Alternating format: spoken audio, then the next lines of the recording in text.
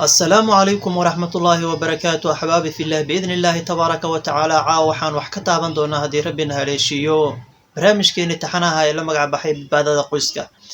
إلهي سبحانه وتعالى أيا وحبد باديو لكن اسكو دقي تلada wanaagsan baan ka wajahaynaay barnaamijkan kii ku horeeyay waxa uu ku saabsanaa mas'uuliyadda iyo muhiimadda ay u leedahay reerka caawana waxaan wax ka taaban doonaa hadii rabbina haleeshiyo iscafinta iyo dulqaadka muhiimadda ay u leedahay lamaanaha hooyadu iyo aabuhu had iyo jeer inay maaragtaa wax walba oo dhexmaro ay kusoo dabaalaan wanaag iyo iscafin waa muhiim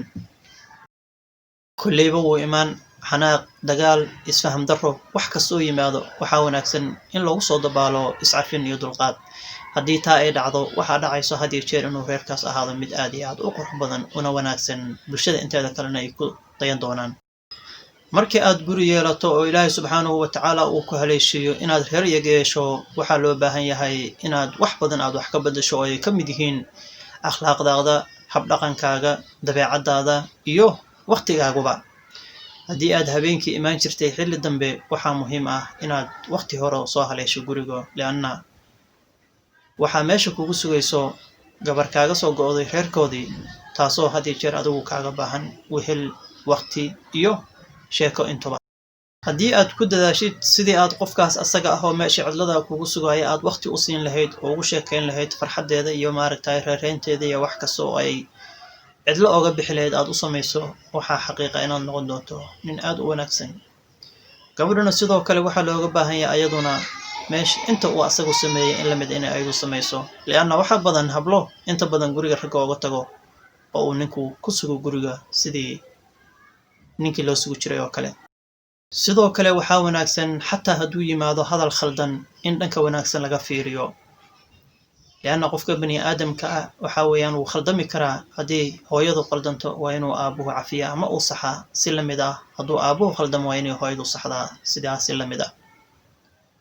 haddii jeer istixaanku in la isa saxaa waxay keentaa wanaag aad iyo aad u fara badan kaasoo aan la soo koobi karin marnaba ujeedka nolosha ayaa wuxuuba yahay in mar walba uu ku dheehnaado iscafin iyo isisaamax waxaan rabaa inaan idinla wadaago qiso yar ee ku saabsan iscafinta muhiimaddu ay leedahay waxaa jiray nin lagu magacaabi jiray axmed kaasoo ku aqalgalay magaalo ka baxsan magaaladii reerkooda ay degganaayeen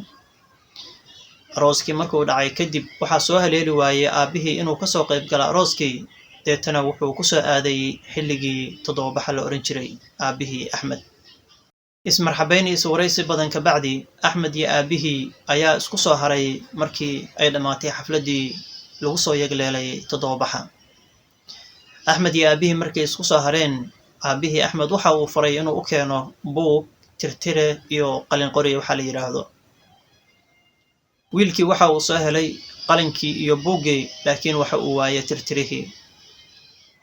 waxa uu yidhi waxaan u baahanahay tirtirihii inaad ii keento misene wiilkii wuxuu yidhi aabbo waxa aad qorayso ha ahaadaana wax saxan lama heli karo bahasha ayada ah aabbihii wuxuu yidhi may wa ilaa waa tan iigu muhiimsan oo buugga iyo qalinkaba ayadaa iga muhiimsane waa inaad keentaa axmed waa uu baxay magaalada ayuuna aaday kadibna waxa uu soo gaday tirtirihii markuu keenay axmed waxaa lagu wareejiyey buuggii qalinkii iyo tirtirihii intuba wuxuuna yidhi aabbo waxaad qortaa wax allaaliyo wixii kugu soo dhacay ee maskaxdaada ku jira deetana wiilkii ayaa ku jawaabay wax ii dir wuxuu yidhi may waxaad doonto unbaad qoraysaa wiilkii waxa uu qoray hadal jumlad ah oo adigu markaa maskaxaysa kusoo dhacday markii uu dhammeeyey qoraalkii aabbihii ayuu u dhiibay misane axmed waxaa lagu yidhi tirtir waxa aad qortay wiilkii waa uu tirtiray deetana buuggii nadiifa ayuu yidhi waa kana waan tirtiray wixii mar labaad ayuu ku celiyey wuxuu yidhi haddana waxaad qortaa jumlad taasoo wixii allaalay wixii madaxaada kusoo dhaca wiilkii ayaa aabbihii weydiiyey aab waa maxay ujeeddada aad ka leedahay inaad waxna ii dirto haddana aad tirtiri tiraahdo aabbihii ayaa ku jawaabay adigu ma samayn kartaa wax aniga ku amro haa ayuu yidhi wiilkii aabbihiisuna waa uu adeecay mar labaad ayuu qoray jumlad hadal ah sidii si la mid ah haddana waxaa lagu yidhi axmed tirtir waxa aad qortay axmed waa uu tirtiray mar saddexaad ayaa la yidhi haddana waxaad qortaa jumlad hadal ah axmed waa uu qoray sidii si la mid ah haddana waxaa lagu yidhi tirtir muddo 3 jeer Axmed markii arrintii lagu soo celceliyey meesana uu sameeyey Axmed waxaa la weydiiyey fiiri buugga aad maanta wax ku qoraysay sida uu yahay Axmed waxa uu yiri buuggii waa nadiif weli waa cad yahay waxa uu ku yiri aabo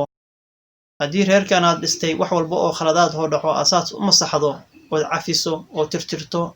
waxaad ogaanaysaa mar walba inaad maarata nadiif ahaanaysaan sida buuggan aad masaxday oo kale halkaa waxaan ka arkaynaa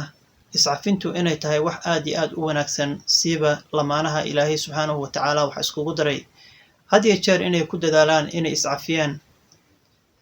taasina waxay u horseedi kartaa wanaag iyo ranrayn iyo in maaragtaa ay xataa ubadkooda ay noqdaan kuwo sida ayagu u sameeyeen ayaguna sameeya intaa waxaan kusoo koobaynaa barnaamijkeennii caawa ku saabsanaa cafiska insha allahu biidnillaahi tabaaraka wa tacaala waa uuna noo sii socon doonaa fadlan haddii aad nagu cusub tahay nagu soo biir subscribe like and share dhiirigelin ayay noo tahay adiguna insha allah waxaan rajaynayaa inaad wax naga faa'iidi doonto saaxiibtinimadu waa inoo muhiim وبالله توفيق والسلام عليكم ورحمة الله وبركاته